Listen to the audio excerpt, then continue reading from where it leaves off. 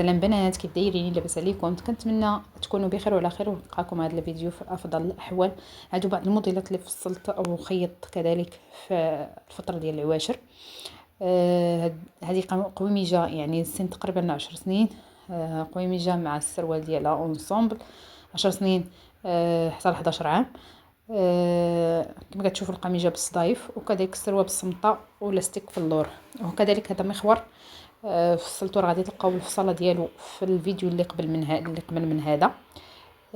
كما كتشوف لا فينيسيون خاصها تجي ميته زوينه، يعني التبطين لاصق كلشي هو هذاك.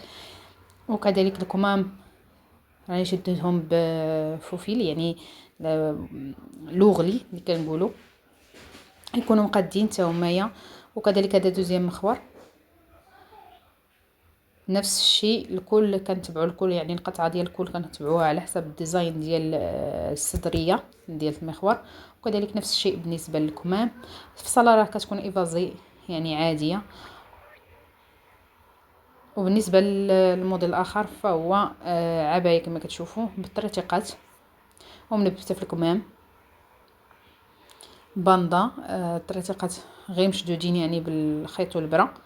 وكذلك الباندا هكا في اليد منبته بالعقيق، اللون في اللون، يعني اللون ديال الثوب